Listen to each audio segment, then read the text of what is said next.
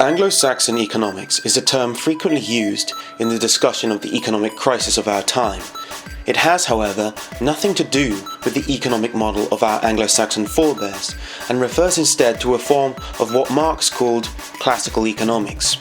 This type of economic system was created in Britain by people like Adam Smith in the late 19th century.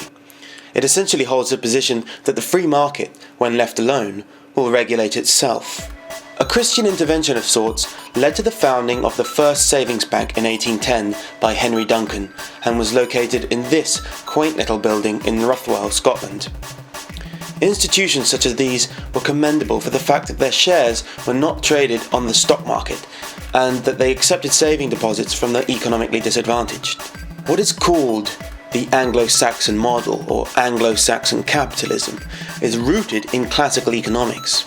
It is called this because it is practiced in English-speaking countries, but the ethnicity of those in control of Western finance cannot accurately be described as Anglo-Saxon. Psychological studies by Heine, Norenzayan and Heinrich have looked at attitudes to fairness and economics according to ethnicity and found that our economies shape our attitudes towards fairness, rather than the other way around. The actual form of economics practiced by Anglo-Saxon and Nordic peoples was very different to what we call the Anglo-Saxon model today. Gold had not only material but also divine value to both pagans and Christians. The pagans would decorate their gods and temples with gold as well as their warriors and kings. According to the old Icelandic poem Völuspá, the northern gods lived in a hall covered in gold.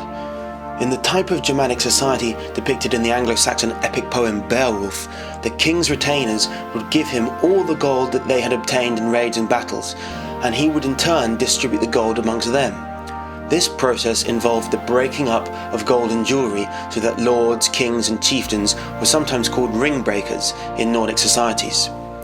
This system, known as the gold cycle, ensured that although gold could be acquired from outside of society, it would then circulate predominantly within that society, strengthening community bonds. Gold was only useful if it was being shared with kinsmen or given to the gods. The dragons of Anglo-Saxon mythology were like tyrant kings who hoard wealth which they refused to share. So what people now call Anglo-Saxon economics would more accurately be described as dragons' economics. The real economics of the Anglo-Saxons was unlike the modern dragon model in the sense that all wealth was required to be filtered through a central authority, and was socialist in the sense that it was then distributed by that same authority. If an authority's method of wealth distribution was regarded as unfair by the warrior aristocracy, we wouldn't be able to keep the people under control for very long, and so it was required to be fair and everyone had to feel that it was fair.